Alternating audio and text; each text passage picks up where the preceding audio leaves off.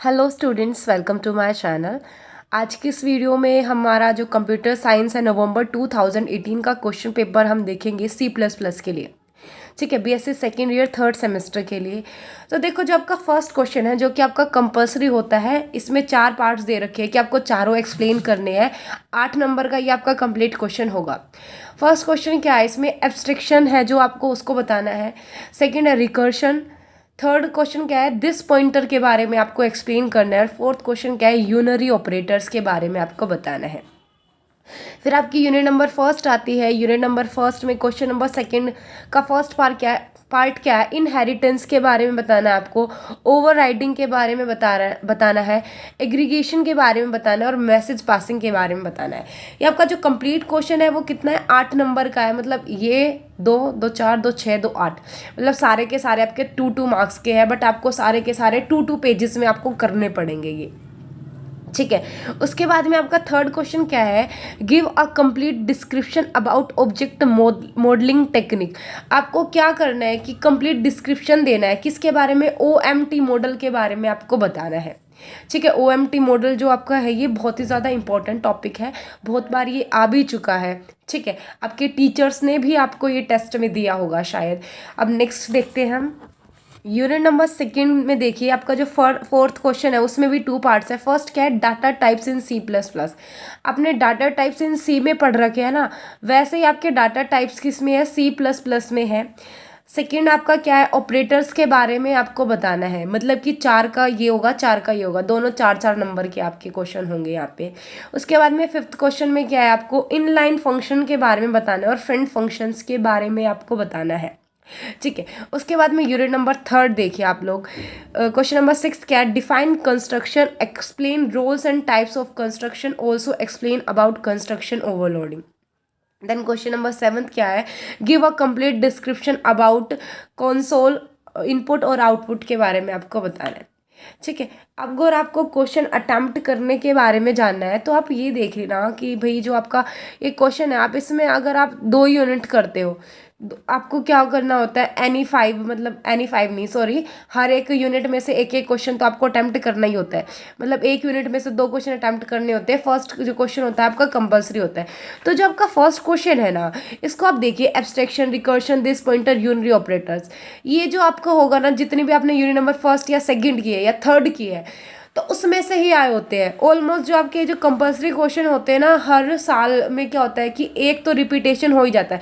जैसे इस question paper में 2018 में एब्स्ट्रैक्शन दे रखा है, तो 2019 में क्या पता एब्स्ट्रैक्शन वो दोबारा दे दे।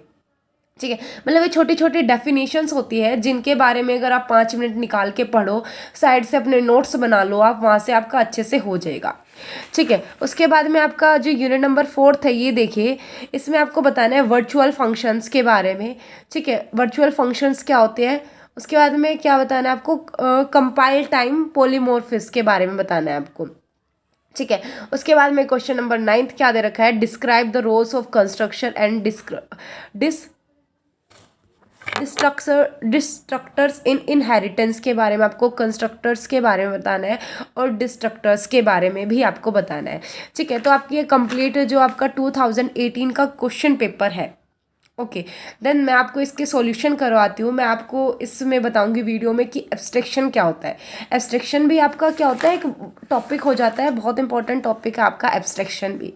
देखिए, आपका 2018 में आया हुआ है और ये 2019 में भी आया हुआ है। 2019 में भी आपका क्वेश्चन आया हुआ है, तो एब्स्ट्रैक्शन आपका बहुत ही ज़्यादा इंपॉर्टेंट टॉपिक है। 2018 एंड 2019 दोनों में ये आया हुआ है। तो देखिए, एब्स्ट्रैक्शन क्या होता है। Abstraction is the one of the most important feature of object oriented programming. Object oriented programming को हम उप्स भी बोलते हैं। ओके, एब्स्ट्रैक्शन का मतलब क्या बोला कि भाई इसने ये उप्स का बहुत ही अच्छा ज़्यादा फीचर्स है। ठीक है, which is sharing only the essential information. Essential का मतलब क्या होता है, जो बहुत ही ज़्यादा ज़रूरी होता है।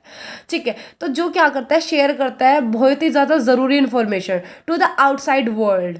आउटसाइड वर्ल्ड का मतलब बाहरी दुनिया को, and hiding the internal details, और जो इंटरनल डिटेल्स है उसको हाइड रखता है वो। ठीक है, तो एब्स्ट्रैक्शन का आपको सिंपल सा मीनिंग समझ में क्या आया है कि जो क्या करता है भाई, शेयर करता है एसेंशियल इन्फॉर्मेशन। जो काम की बातें हैं वो उसने आपको बता दी, ठीक है, और जो हाइडिंग रखता है इंटरनल डिटेल्स के बारे में वो नहीं बताता है। ओके, जैसे कि आप एग्जाम्पल के लिए मैं आपको बता सकती हूँ, जैसे कि आपके पास टेलीग्राम आप खोल रहे हो, टेलीग्राम आपने शुरू किया है, तो टेलीग्राम में ये है कि जो आपका नंबर है वो जो दूसरे बंदे को वो दिखता नहीं है, ठीक है, वो हाइड होता है। अगर किसी ने आपका नंबर सेव कर रखा है तो भाई उसको पता चल जाता है, वरना ऑप्शन नहीं होता कि आप उसको अपना नंबर भी दें। ठीक है, तो एसेंशियल क्या था कि उसको पता चल गया कि भाई वो आप हो, जैसे आपका नाम कुछ भी आपका नाम है वो उसमें आ रहा है, ठीक है, बट आपका जो नंबर है वो उसमें हाइड है, जो आपकी इंटरनल डिटेल है वो उसमें क्या हो रखी है, हाइड हो रखी है। ठीक है, उसके बाद में ये एग्जांपल देखते हैं जो आपकी लाइफ से रिलेट करते हो आप। In order to derive a car, अगर आपको एक कार चलानी है, एक person need know about all the parts in it, need not, अब आपको ये जानने की ज़रूरत नहीं है भाई इसमें इंजन भी है, मतलब ऐसे ऐसे बहुत सारे पार्ट्स होते हैं कार की, कार को बनाने में जो भाई वो कारीगर होते हैं उन्होंने क्या पता क्या क्या लगा रखा होता है, आपको सब कुछ जानने की ज़रूरत नहीं है कि भाई को ये जो कार है वो कैसे बनी हुई है। ठीक है, he can easily derive using the external interface such as the steering wheel, accelerator, brake, clutch। ठीक है, जो ये आपके होते हैं जैसे ड्राइविंग करने के लिए जो जो ज़रूरी होता है कि भाई ब्रेक कैसे मारना है, कार को चालू कैसे करना है, स्पीड कैसे बढ़ानी है, स्पीड कम कैसे करनी है, सिर्फ आप इतनी बात जान के भी कार को चला सकते हो। दिस इज़ एब्स्ट्रैक्शन, यही एब्स्ट्रैक्शन होगा, मतलब जो भाई ज़रूरी बातें थी, एसेंशियल नॉलेज थी वो उसने शेयर कर दी, और जो इंटरनल डिटेल थी वो हाइड रखता है, बताता नहीं है। आई होप आपको एब्स्ट्रैक्शन का मतलब क्लियर हो गया होगा, और अब आप इसको बहुत अच्छे तरीके से अपनी लैंग्वेज में भी लिख सकते हैं। ठीक है, देन एडवांटेज ऑफ एब्स्ट्रैक्शन, अब हम इसकी एडवांटेज देख लेते हैं कि इसकी एडवांटेज क्या होती है।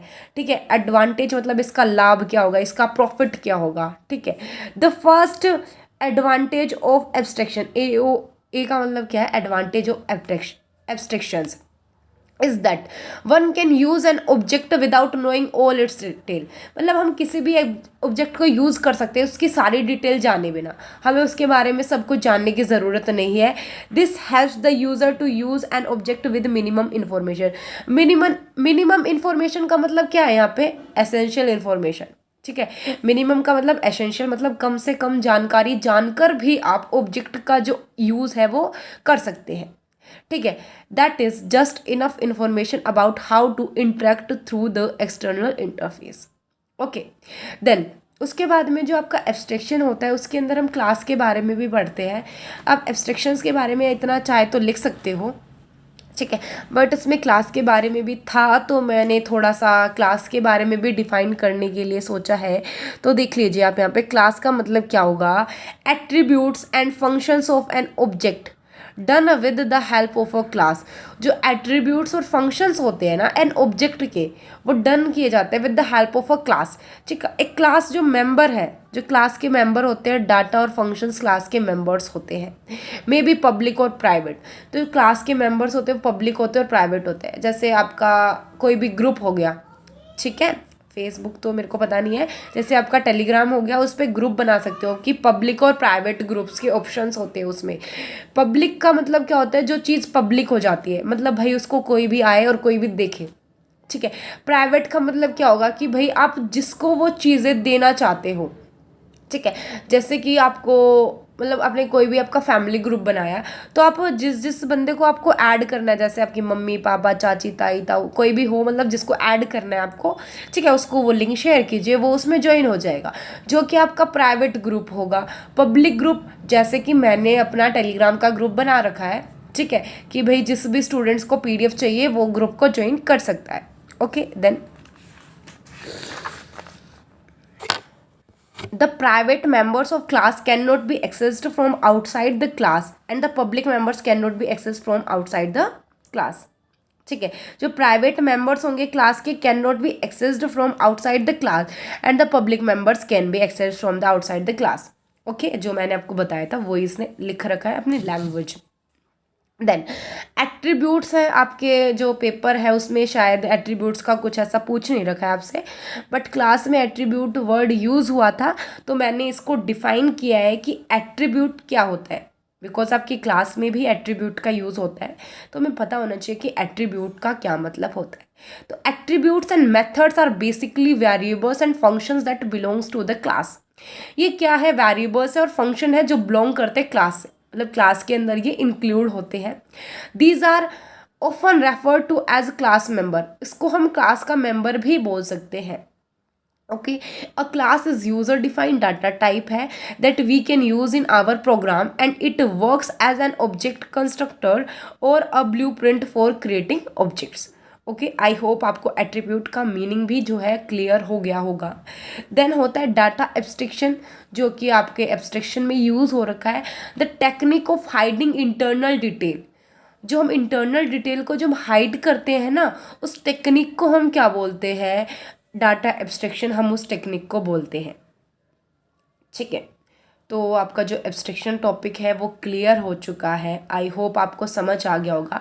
इसके जो नोट्स है वो भी आपको मैं साथ साथ प्रोवाइड करवा दूंगी, और जो क्वेश्चन पेपर मैंने आपको बताया था वो भी आपको मिल जाएगा। Okay then, thanks for watching.